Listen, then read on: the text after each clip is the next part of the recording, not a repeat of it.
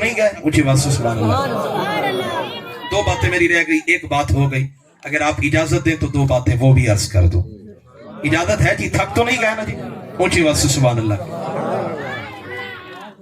اب دلائل النبوہ کے اندر توجہ میری طرف، امام بہقی رحمت اللہ علیہ دلائل النبوہ کے اندر بیان کرتے ہیں، یہ پہلے صفحے پر دوسرے صفحے پر یہ روایت ہے۔ حضور کے ایک صحابی ہیں جن کا نام ہے حضرت حنظلہ بن عامر الثقفی رضی اللہ تعالیٰ عنہ۔ یہ وہ صحابی ہیں جنہیں شہادت کے بعد فرشتوں نے غسل دیا۔ یرا اونچی آواز سبحان اللہ۔ میں نے غسل مولانا صاحب دین ساڈا کوئی انتقال کر جاوے تھے، ہاں جی مرکزی مسجد نور دے امام نو بلاؤ، فلاں امام صاحب نو بلاؤ، اس آ کے ساڈے بابا نو، ساڈے بھائی نو، ساڈے بچے نو غسل دے وے۔ ہاں جی چنگا بندہ ہے، ماڑا بندہ نہیں ہے، اچھے اخلاق والا ہے، سونے کردار والا ہے، تو ساڈے بچے نو غسل دے وے گا تو ساڈا دل بھی مطمئن رہے گا۔ سوچے ذرا میرے اور آپ کے قریبیوں کو غسل یہاں کے علماء دیں، وہ شخص کتنا شان والا ہوگا جسے شہادت کے بعد غسل ہاں جی صحابہ نے نہیں دیا بلکہ آسمان کے فرشتوں نے دیا۔ لیکن ہوا کیا؟ قربانی کے بعد یہ رنگ ملا، قربانی جب حضور کے لیے دی نا پھر یہ انعام ملا۔ وہ کیسے؟ یہ سبق یاد کر کے جائیں، اپنے بچوں کو سلائیے گا۔ فرماتے کان حنظلہ بن عامر الثقفی رضی اللہ تعالی عنہ، احد کے میدان میں جانے سے قبل حضرت حنظلہ کی شادی ہوئی۔ عبداللہ بن ابی جو رئیس المنافقین تھا، اس کی بیٹی تھی جمیلہ، حضرت جمیلہ رضی اللہ تعالی عنہ جو عبداللہ بن ابی سلول کی بہن تھی، جو سچے مومن تھے، ان کے ساتھ حضرت حنظلہ کا نکاح ہوا۔ اب شادی سے پہلے احد کے میدان میں جانے سے پہلے شادی ہو گئی۔ اب وہ دلہن کے ساتھ رات گزاری، اور جب صبح کو آنے لگے تو یہ الفاظ بھی روایت میں ہیں کہ لازمتہ جمیلہ، حضرت جمیلہ پھر فرط جذبات میں لپٹ گئی، کہنے لگی آپ تو میدان جنگ میں جا رہے ہیں، پھر پتہ نہیں زیارت ہوگی یا نہیں۔ پھر آپ نے ان کے ساتھ خلوت میں وقت گزارا، اور ابھی وہ غسل کرنے والے تھے، صدا آئی کہ جہاد کا وقت آ گیا۔ غسل نہیں کیا، ابھی جنابت کی حالت میں ہے، غسل جنابت کرنا ہے۔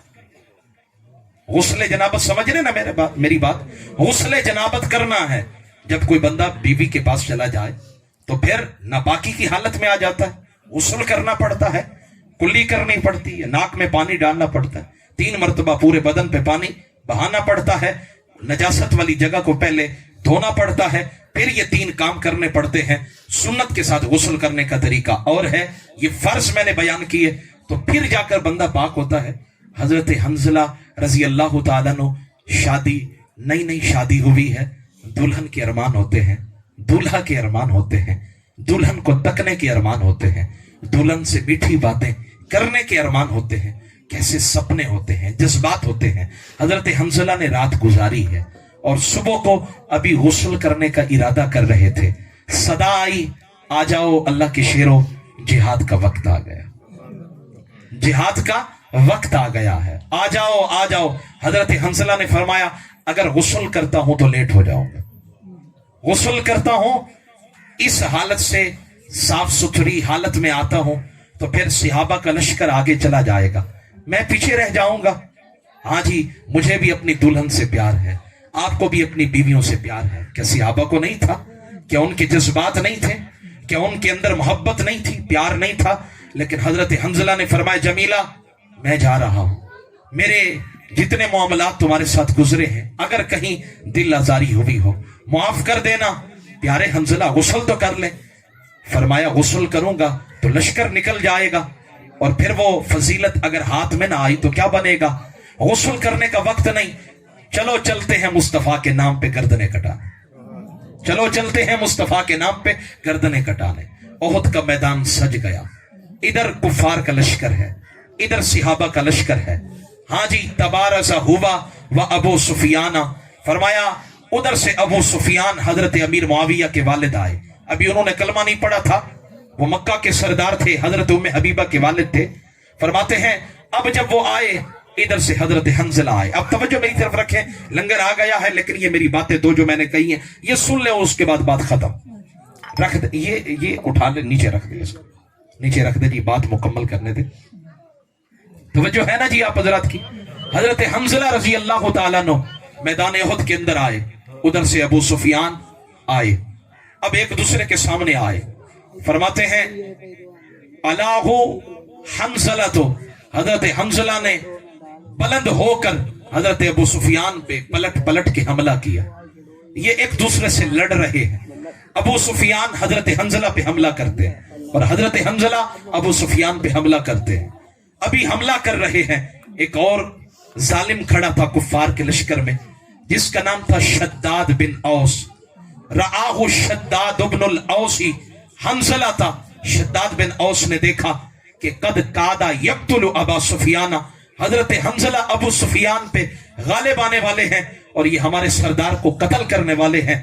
جب شداد بن اوس نے دیکھا، اس نے تاک کر وہیں سے تیر مارا اور وہاں سے دوڑا تلوار لے کر، اللہ شداد بالسیف فقتلہ، اس نے آ کر پلٹ کر حضرت حنظلہ پہ تلوار چلائی اور حضرت حنظلہ کو شہید کر دیا۔ اب غسل نہیں کیا تھا، جنابت کا غسل کرنا تھا، وہیں میدان احد کے اندر شہید ہو گئے۔ اب جب شہید ہوئے، میرے حضور فرماتے ہیں ان صاحبکم لتغسلہ الملائکہ، صحابہ تمہیں پتا ہے آسمان اور زمین کے درمیان فرشتوں نے تمہارے ساتھی حنظلہ کو غسل دیا، تمہارے ساتھی حضرت حنظلہ کو غسل دیا ہے۔ اور صحابہ کہتے ہیں جب ہم نے دیکھا تو حضرت حنظلہ کے بالوں سے پانی کے قطرے ٹپک رہے تھے، حضرت حنظلہ کے بالوں سے پانی کے قطرے ٹپک رہے تھے۔ اللہ بتانا چاہتا ہے تم میرے بن کر دیکھو، پھر ساری دھرتی تمہاری بن جائے گی، ساری کائنات تمہاری بن جائے گی، سارا زمانہ تمہارا بن جائے گا۔ وہ غزنی کے جو والی تھے، انہوں نے پنجاب کا حاکم بنایا۔ یہ زمانہ حضرت داتا علی حجویری کا تھا۔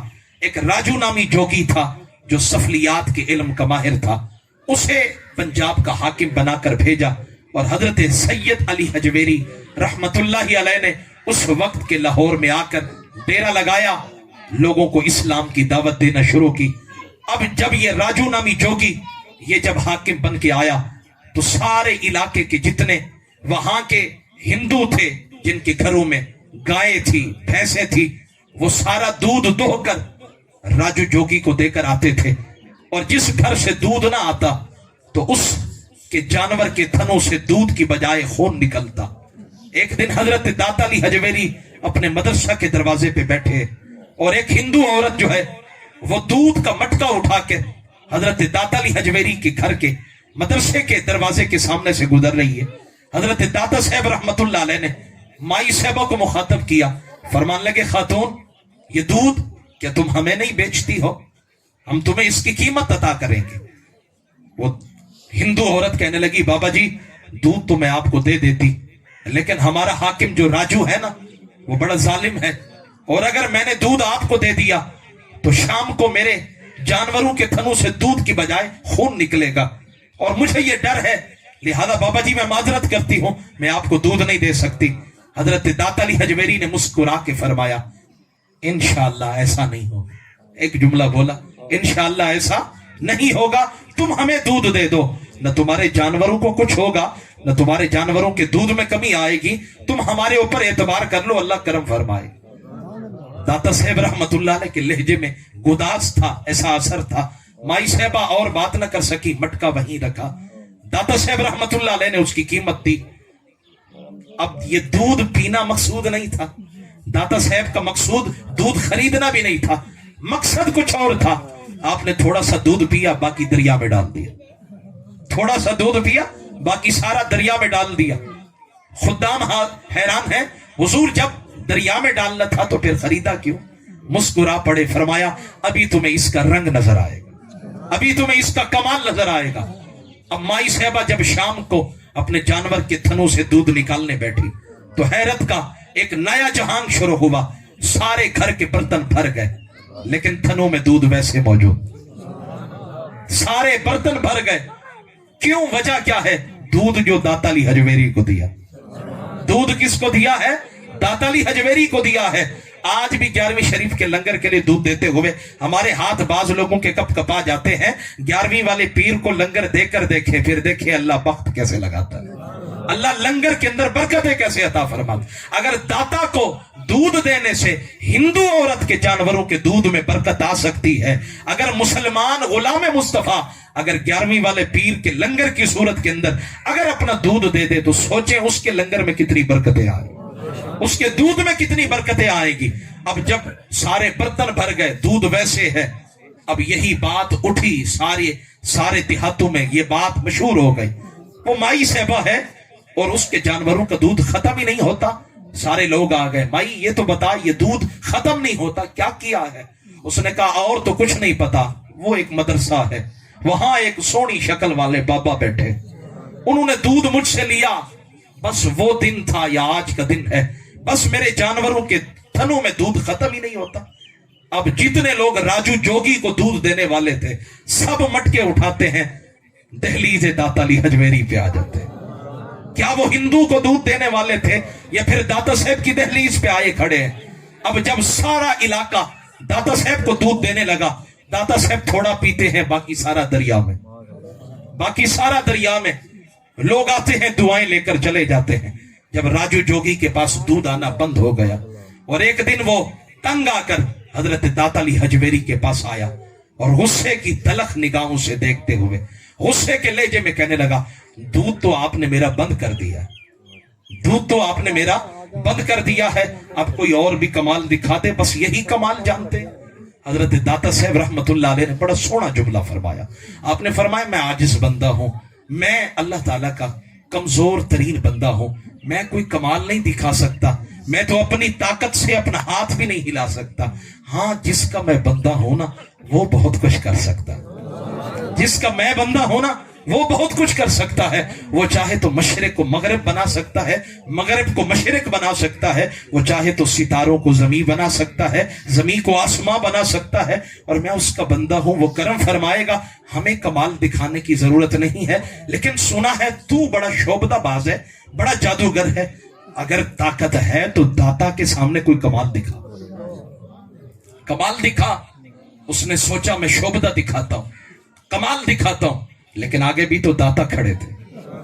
اب جیسے ہی اس نے شعبدہ دکھانے کی جرت کی, جسارت کی, اس کا پورا بدن پتھر کا بن گیا.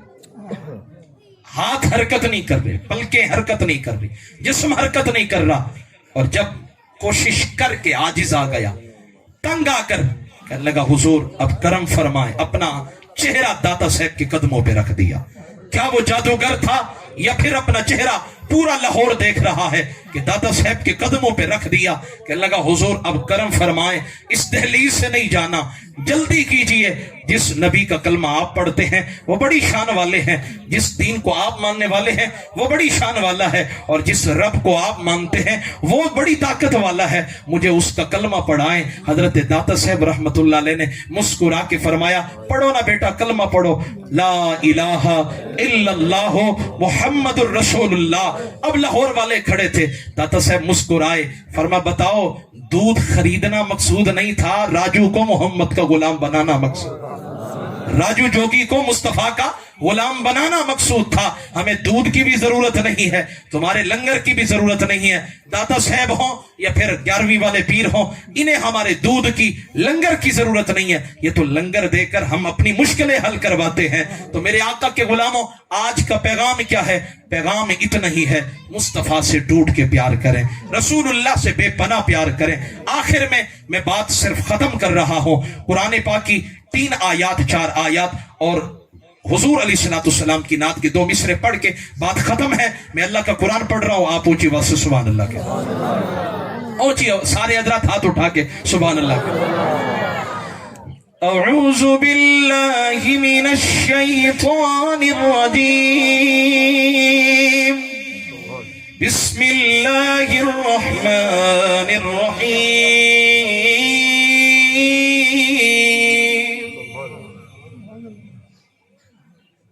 واذكر في الكتاب مريم إذ انتبذت من أهلها مكانا شرقيا فاتخذت فاتخذت من دونهم حجابا فأرسلنا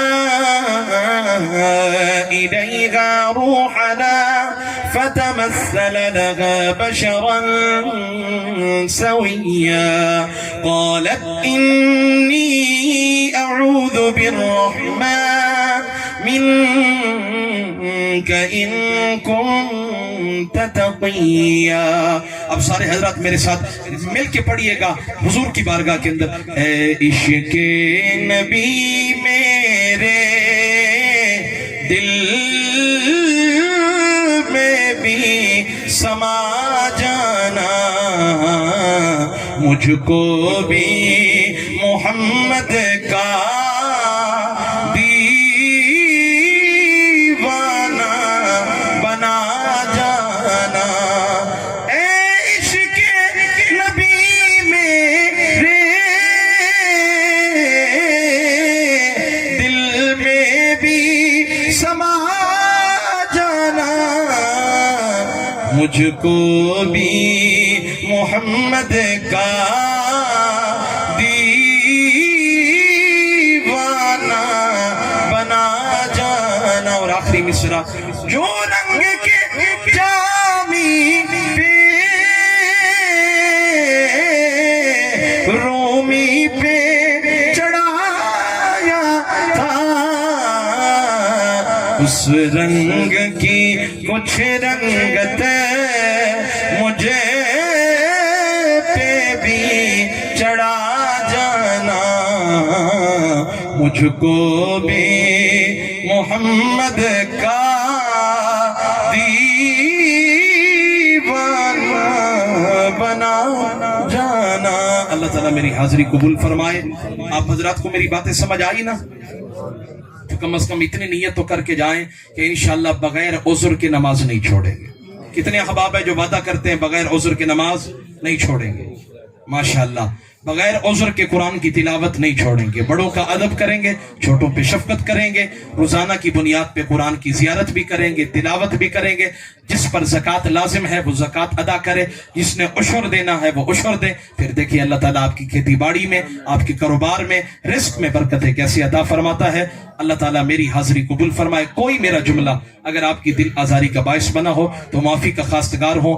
آمین ثم آمین. وآخر دعوایا ان الحمدللہ.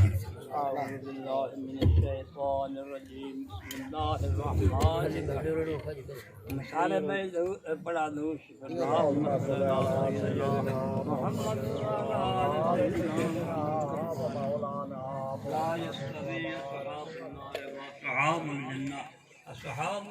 محمد